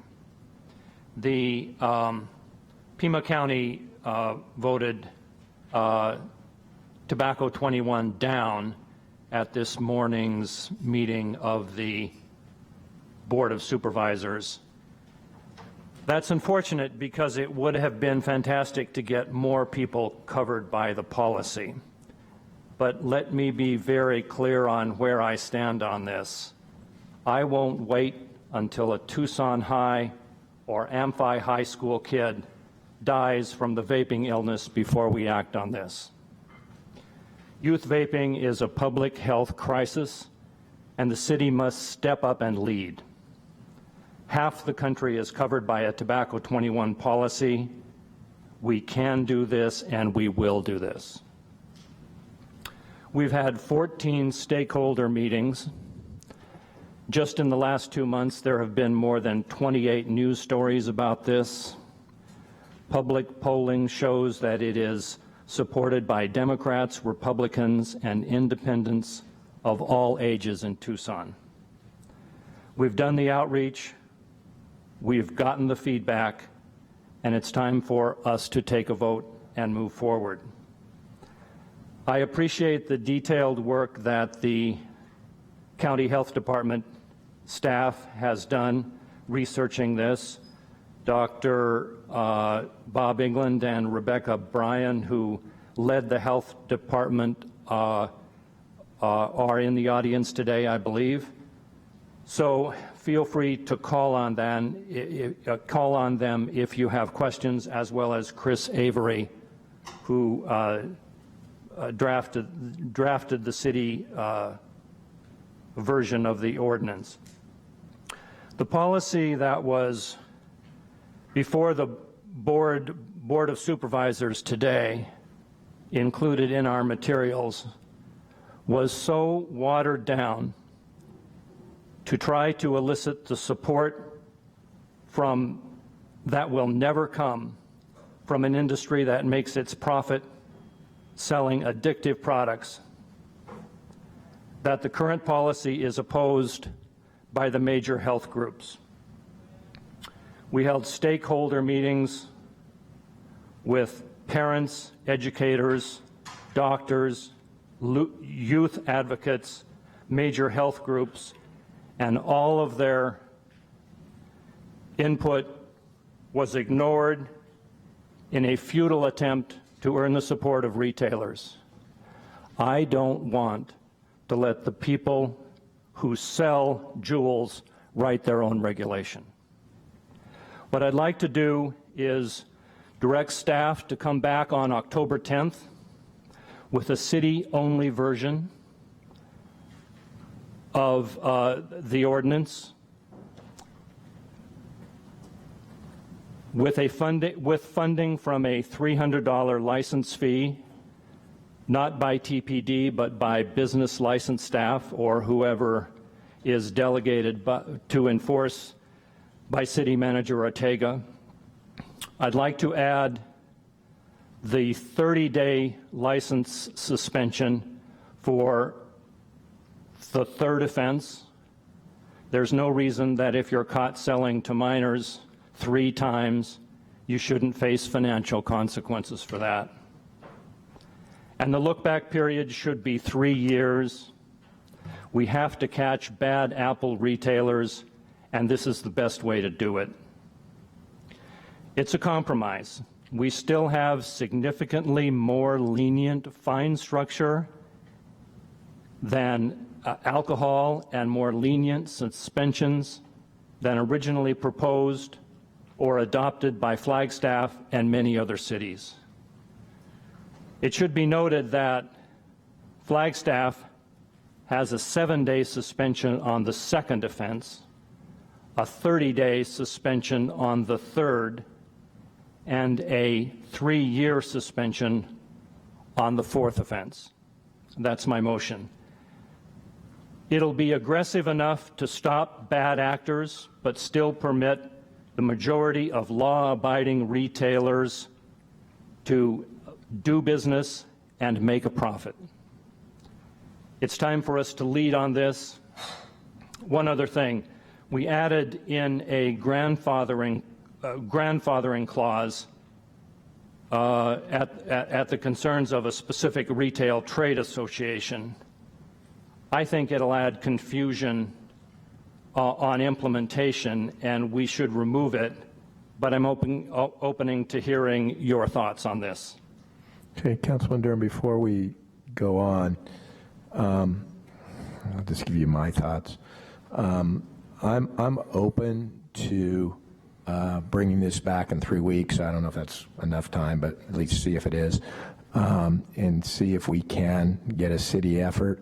What I can't support at this time is detailing fully out what that ordinance would look like. And I don't know where the rest of the council is. So I'll tell you, personally, I think this vaping thing we've got to deal with. Everybody should be dealing with it. And that's my principal concern. And I'm willing to look at a structure that deals with tobacco and age and penalties, but there were just a couple of details in there that I can't second right now. But if you were willing to just say, look, come back in 3 weeks with an city ordinance, and we can then have that conversation, the detail, that's something I could support. It would have been wonderful to have the county on board for all sorts of reasons. A city-county cooperation, when we can do it, does get the best result. But the real loss of the county is partly a loss of revenue, because instead of just having everybody, we have just the city. And so part of what I want to look at is, okay, how much revenue do you get, and what can you do with that revenue? I think there are things we can do. I think you suggested sort of a couple of them. But I just don't want to say, without thinking it through much more, we're going to do this penalty and we're going to do that penalty, because it may be that that'll be something that at the table we have a conversation about. So that's just my suggestion, but I'll Do you want staff to come back with a recommendation on? Yeah, absolutely, absolutely. Councilman Kozaczek. Just a couple of thoughts. First of all, I agree with Paul that the county structure was virtually worthless. They had nothing in there until the fourth violation, and the retailers had asked that the county put together something that mimicked alcohol. They did that by dialing it back to a 24-month look back, but then they left no threat of suspension until the fourth violation, and so they kind of got their cake and were eaten too.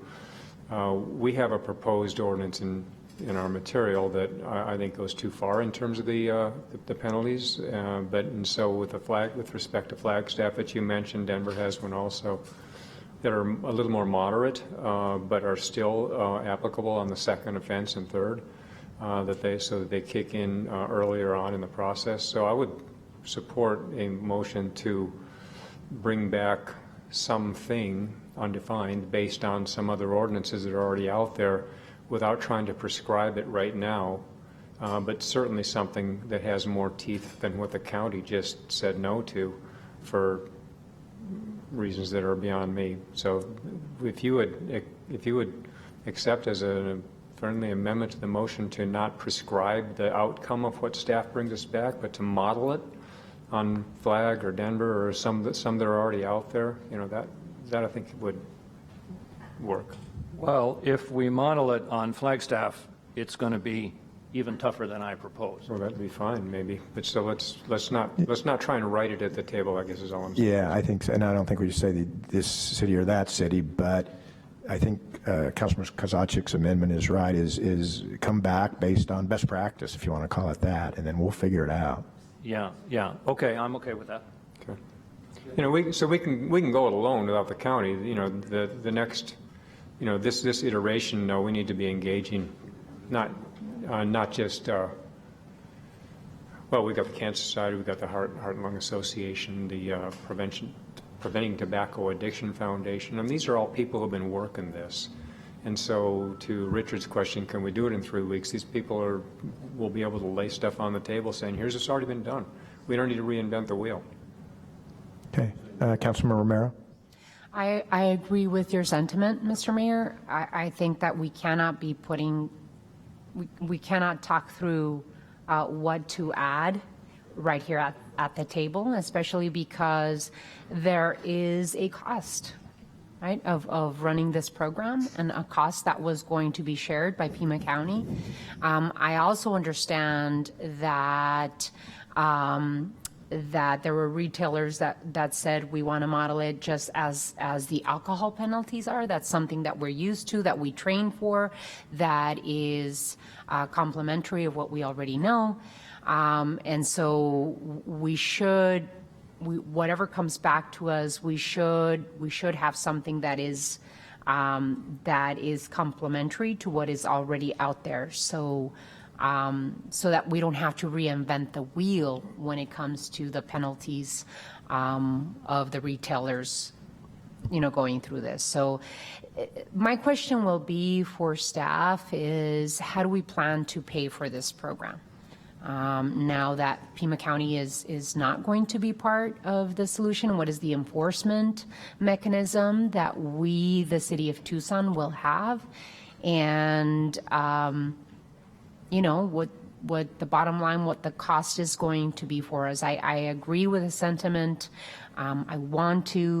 It's okay, we've gone at it alone on other issues. But like you said, Mr. Mayor, it's always wonderful to work and partner with Pima County, especially on issues that affect everyone throughout, not just the city of Tucson, but throughout our region. So those are going to me, that's what I'm going to like to see as we move forward. Okay, Councilmember Scott.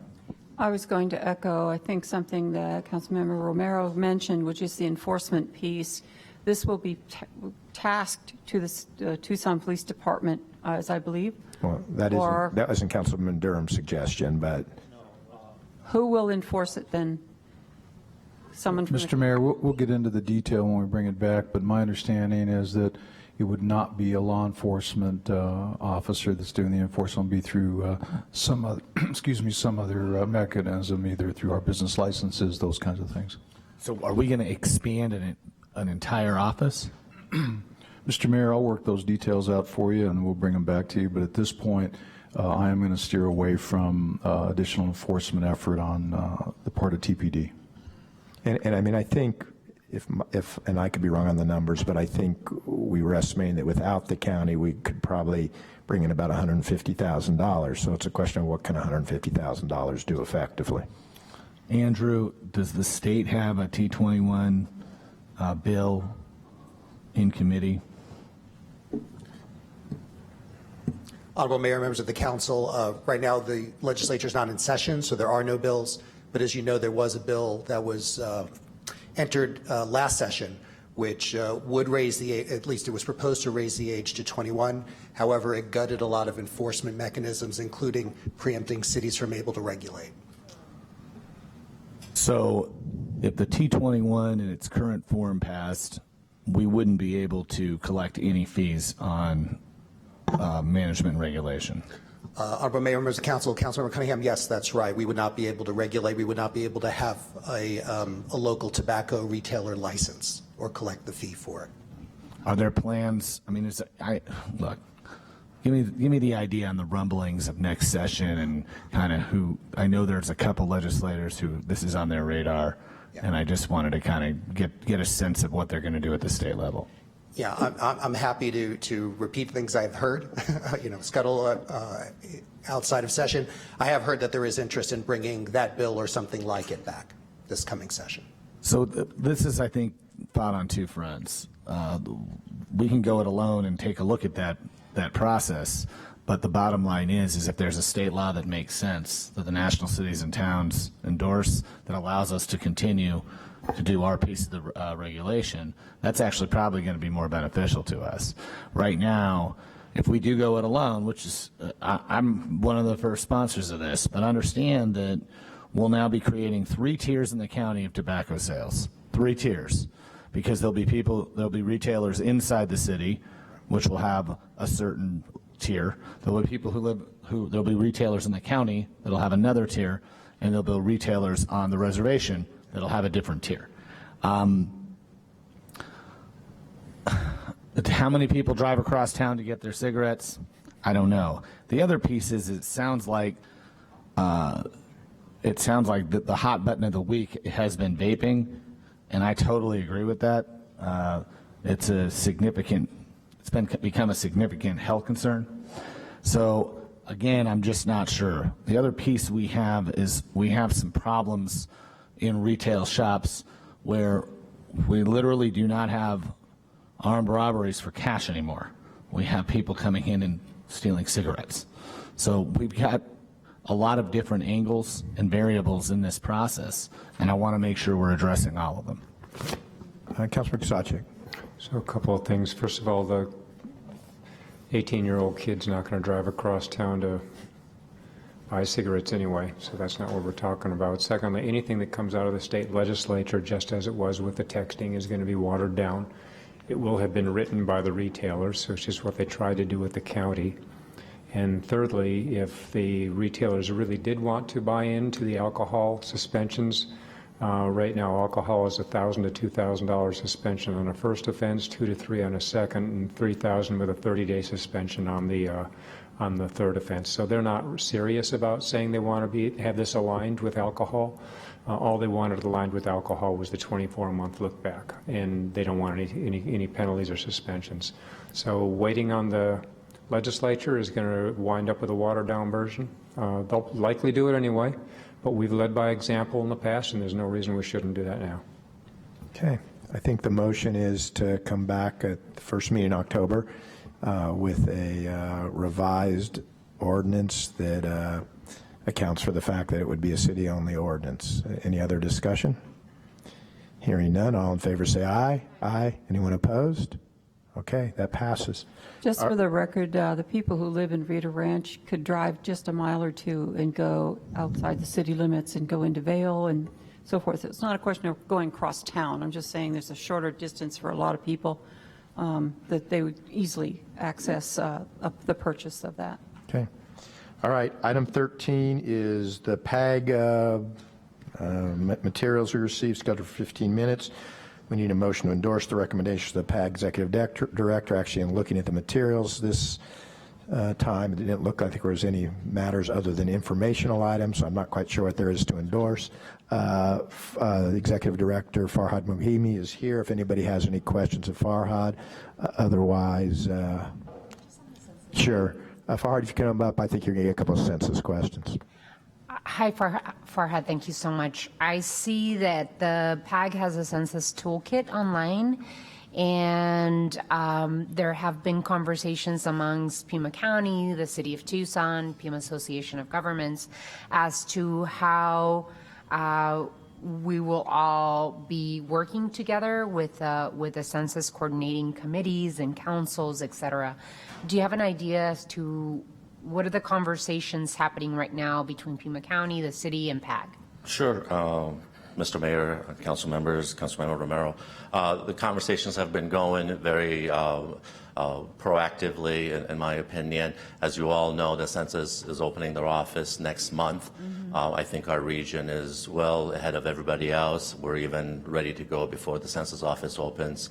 The level of dialogue has been mostly on how do we coordinate and get everybody ready for the 100 days. And the 100 days, in my book, it's March, April, May.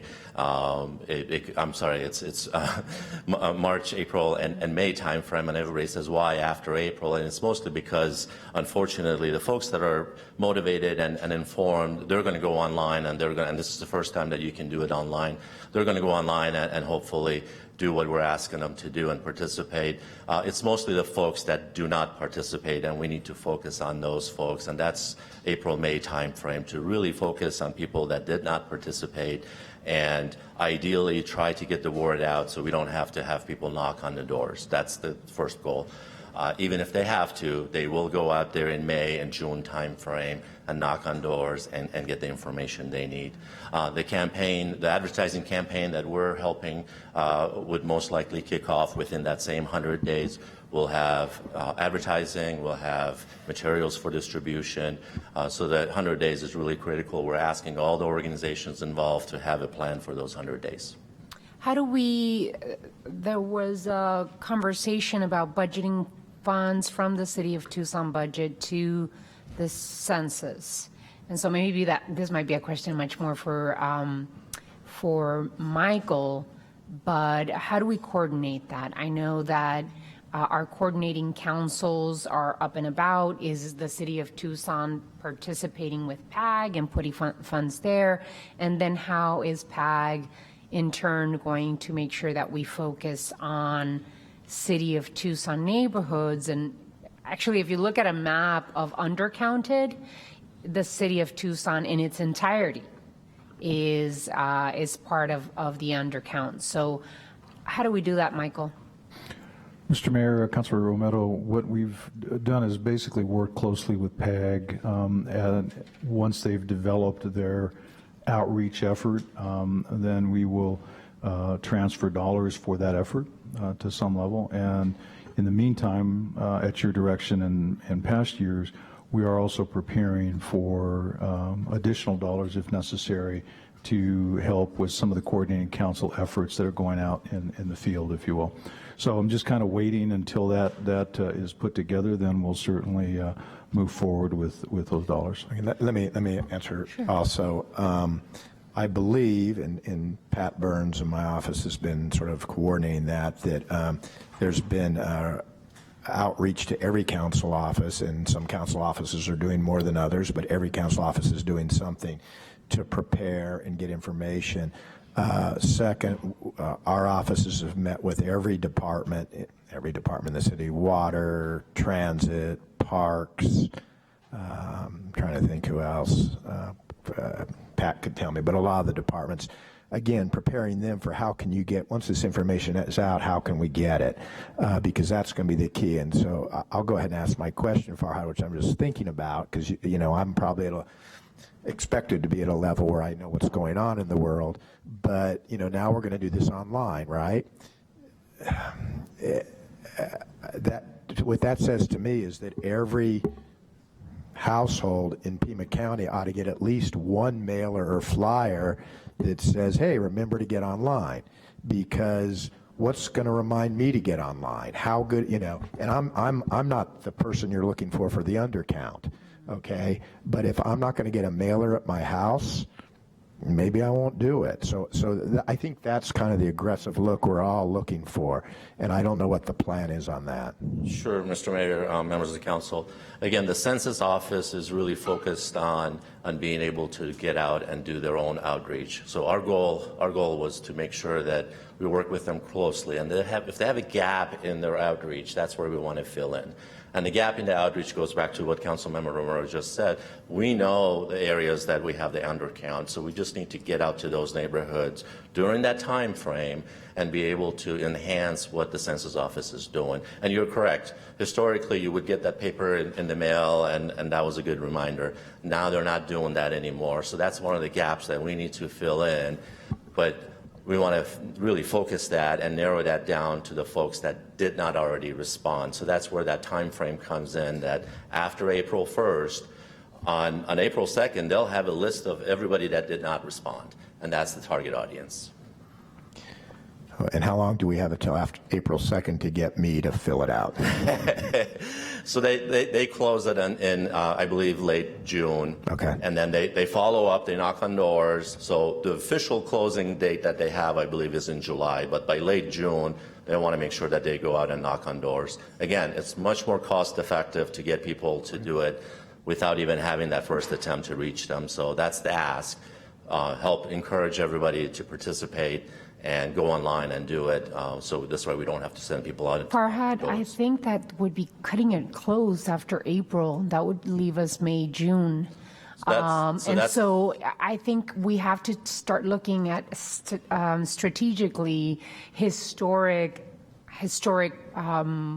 percentages of undercount throughout the city. At least we do in the city of Tucson, and I would want PAG to be part of this effort, because it really is looking at the numbers. Where historically have we received the biggest percentages of undercount, and target those areas in the city of Tucson? And that's throughout the city of Tucson. I agree. And we have that data already. So that's the March timeframe. So in the March timeframe, you hit those areas, and then if they don't respond, you go back and hit them again at least once, maybe even twice. Alrighty, I'm gonna be paying close attention, because this really has to do with funds coming from the federal government, coming from the state government, and so we all have to pay close attention to what. So again, if I may, the good news is that we have a lot of people interested and excited to help out. So the question really becomes, when we make that call, hopefully everybody's going to get on the horn and use their, hopefully, marketing materials, use their digital materials just to get the word out. So that's the first 30 days. And we'll know. Hopefully, you know, if on April 2nd they tell us that we've performed much better than previous decades, then that's a good indication. Yeah, the strategy will be really important because it has to also be culturally competent information and language. And I'm not just talking about Spanish. This is also a refugee community that comes from many African nations and Middle Eastern nations. And so we will have to take a look at a strategy to make sure that we're getting the numbers as close to as we possibly can. Okay, anybody else? Questions for Farhad? I think you need a motion, Mr. Mayor. Do you need a motion? We probably, as a formality, endorse the recommendations, of which there are none, to the PAG Executive Director for the next meeting. Just to allow me to. So move. Okay. Got a motion, a second. All in favor, say aye. Aye. All right. Thank you, Farhad. All right. Thank you. Have a good day. All right. Item 14, state and national legislative update, scheduled for 10 minutes. Mr. Greenhill is approaching the council table.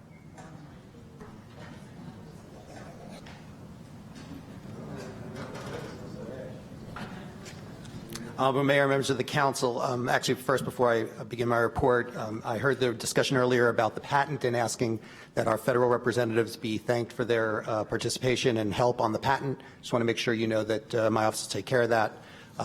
Federal representatives past and present who helped participate in that, we will make sure they know that it's all done and that we thank them. So some quick updates at the request of Councilmember Fimbres. There were a number of questions about postal reform. I want to thank Councilmember Fimbres, the mayor's office, and others. We participated in a meeting with Senator Sinema's staff recently to talk about strategy related to postal service reform. I thought it was a good meeting. We strategized, talked a bit about the kinds of data we want to get that can help strengthen our case to support Cherry Bell. We continue to try to access that information, and I feel good about Senator Sinema's staff's support. They're also helping us make sure we try to get those answers out of the Postal Service, so it's not just us. Yeah. Andrew, have we reached out to Senator McSally's office also? Absolutely, Because she was very instrumental along with Congressman Grijalva. Yeah, all of our federal representatives, absolutely. Chairman Grijalva, Representative Kirkpatrick, O'Halloran, as well as Senators Sinema McSally have been with us all the way. We're very appreciative of their help, and they've all been active in their help too, not just signing letters. They've made calls on our behalf and hit up the Government Oversight Committee, which is where the postal reform will begin in Congress.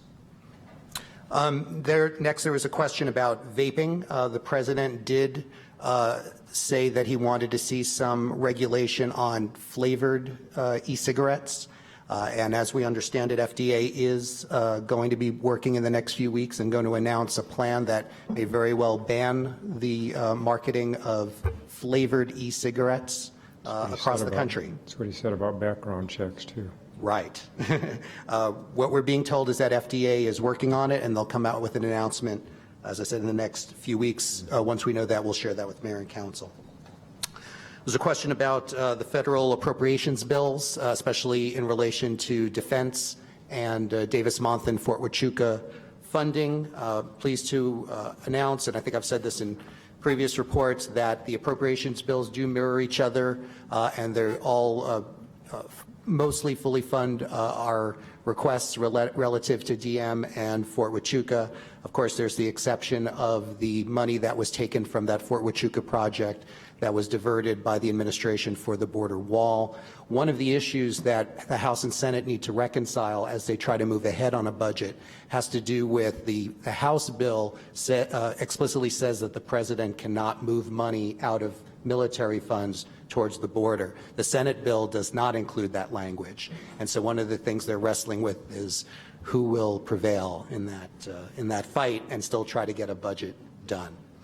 So the The defense bills are pretty good for Andrew, PM. what happens if they go to a continuing resolution? Well, how does that then resolve that or not resolve that issue? Sure. If they go to a continuing resolution on the entire budget, then they'll just continue with the budget as it is. It looks like if they do that, they will fund the government through November 21st. We hope to know that soon. But that doesn't allow authority to move the defense money, or does it?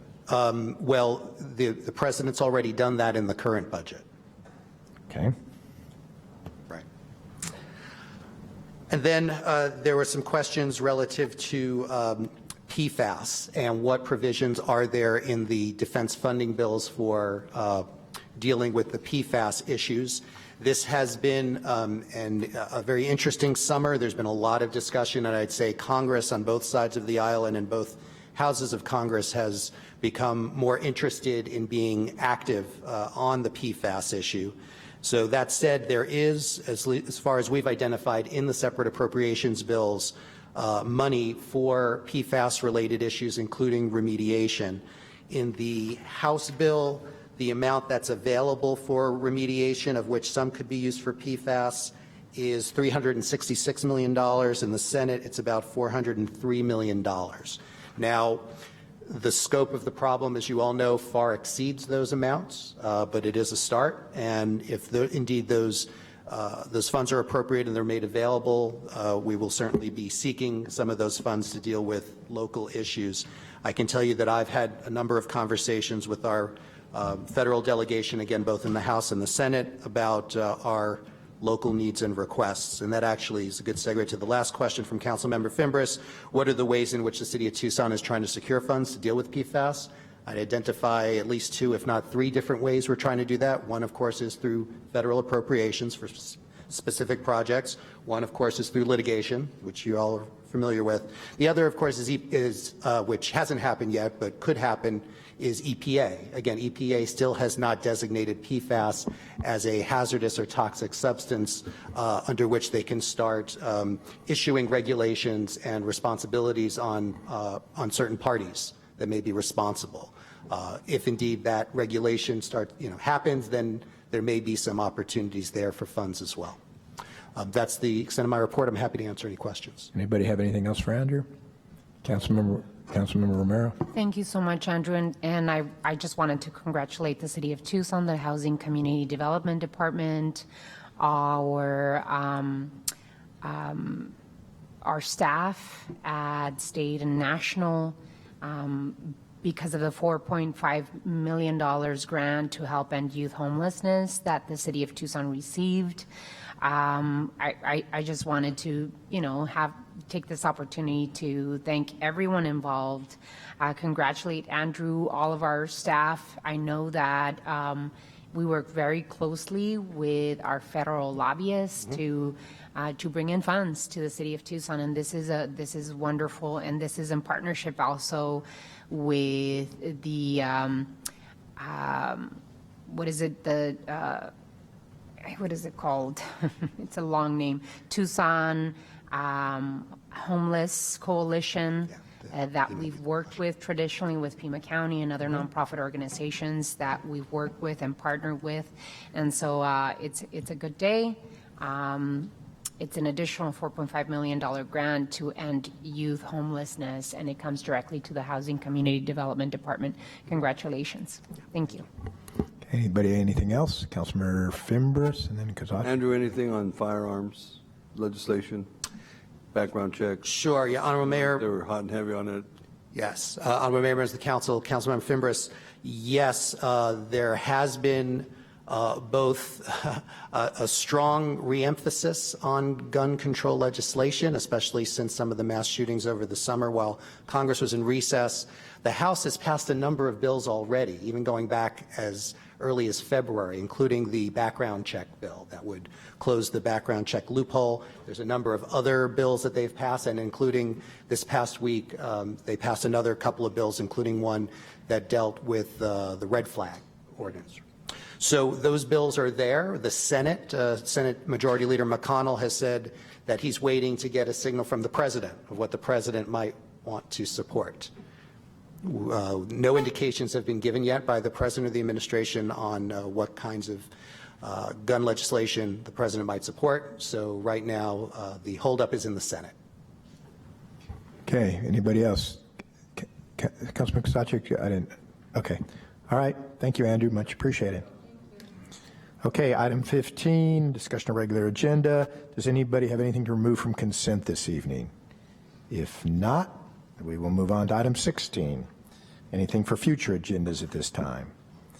If not, boy, oh boy, we will adjourn and we'll see you in a couple hours. Thanks.